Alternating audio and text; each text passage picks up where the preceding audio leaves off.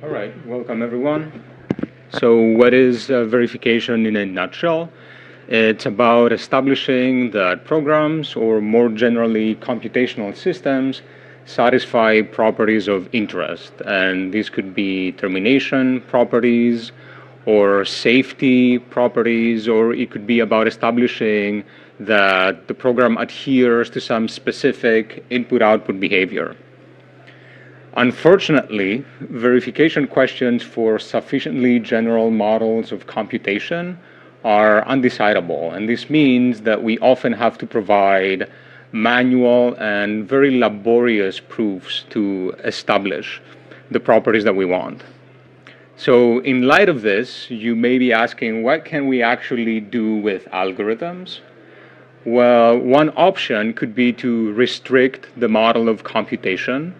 So as an instance, if we have finite state models of computation, then verification questions can be decided by algorithms. Another approach could be to just look at very shallow properties of programs. And finally, something else could be to use algorithmic tools together with the manual construction of proofs. And as an example of this, consider that in some programs, we can manually provide loop invariants, and then we can use an automatic tool, such as an SMT solver, to fill in the gaps. So let me go over now the papers of the session. The first paper is called Polyregular Functions on Unordered Trees of Bounded Height. And in one sentence, this is about deciding equivalence for a restricted class of programs that are transductions over multisets. So let me start with the definition of what the authors consider as a multiset type. The base type is just a singleton set, and composite types are built using disjoint union, Cartesian product, and a constructor for finite multisets. So here we can think that the inhabitants of this type are trees of bounded height, and the paper explains this viewpoint more. Now, the class of polyregular functions on multiset types contains those functions that can be specified using the so-called first-order interpretations.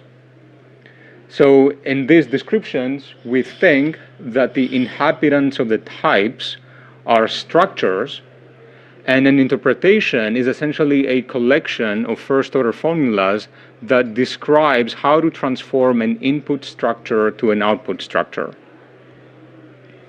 Now, the equivalence problem that the paper contains asks whether given two first-order interpretations of polyregular functions, are these two functions equivalent? And the main result of the paper is the decidability of this problem. Okay, let's move on now to the second paper, titled Solving Infinite State Games via Acceleration. This paper lies in the area of reactive synthesis. This is about automatically generating reactive implementations from formal specifications of system behavior. And I'd like you to notice here the adjective reactive. So we're thinking of systems that maintain a continuous interaction with the environment. This interaction could go on forever. It is known that reactive synthesis can be reduced to solving games between two players on graphs. And there are several available tools for solving such finite state games. The situation now of infinite state games is a bit more challenging. First of all, these are very useful for actual applications, but unfortunately, the problem of solving these infinite state games is generally undecidable. For this reason, it's only possible to provide incomplete solutions, that is, semi-algorithms, that are not guaranteed to terminate with the solution. Now, this paper considers infinite state games that are specified symbolically using what the authors call reactive program game structures. And I'm just showing on the slide a picture of such a structure. And the main contribution of the paper is a technique that can help lead, in some cases, a symbolic semi-algorithm for solving infinite state games towards termination. And the main technical tool that you will hear about later is called an acceleration lemma. Now, the third paper is titled Ramsey Quantifiers in Linear Arithmetics, and the motivation here is drawn from the desire to verify the termination of programs. So suppose we have a relation R. This is the transition relation of a program. Think of it as a binary relation over the states of the program. Now, a way by which we can establish that the corresponding program terminates is to exhibit a binary relation T over the states that satisfies the four properties that you see on the slide. The first one says that R is included in T. The second one says that T composed with R is included in T. Now, if we take 1 and 2 together, they imply that the transitive closure of R is included in T. Now, the third property says that the relation T has no self-loop, and I want you to notice here that this is a property that can be expressed in first-order logic. Finally, the fourth property says that T has no infinite directed click. This is a property that is not expressible in first-order logic. And for this reason, we can extend the syntax to include an additional quantifier. This is called a Ramsey quantifier that precisely expresses the existence of such an infinite click. Now, the main contributions of this paper are algorithms for eliminating Ramsey quantifiers for 3 SMT theories for linear arithmetic. Moreover, if we restrict ourselves to existential fragments, then the algorithms that the authors propose run in polynomial time. So what the authors achieve here is that program termination can be reduced to satisfiability checks, which in turn can be resolved using an SMT solver.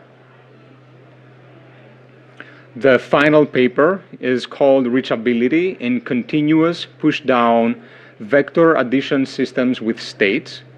Before I describe the result, I need to give you a few notions. So a vector addition system is a model of computation that captures concurrency, and it is closely related to P-tree nets. It is an infinite state machine model where a machine has a finite number of counters, each of which can take values that range over natural numbers. Now, regarding the computation of these machines, think that during a transition, the counters of the machine can be either incremented or decremented. But after the transition is taken, then the counters should contain non-negative values. Now, a vector addition system with states is an extension of a vector addition system with additional finite state control. Push-down automata, or PDAs, as you probably know, are machines that combine finite state control together with an unbounded stack that can be used to model recursion. And the final concept I want to show is push-down VAS, or PVAS, which is a model of computation that combines PDAs with VASes. Now, the reachability problem asks for a given machine in 2 configurations whether there is a computation of the machine that starts at the first configuration and ends at the second one. The decidability of PVAS reachability is open, and this paper does not resolve this. On the other hand, this paper tackles reachability for continuous PVAS, which is a relaxation of PVAS where a transition can add or subtract a rational number from a counter. This is interesting because a continuous p-VAS can be used as an over-approximation of a p-VAS. And the main theorem of this paper says that the reachability problem for continuous p-VAS is complete for non-deterministic exponential time. And I guess this is all I wanted to say. Thank you.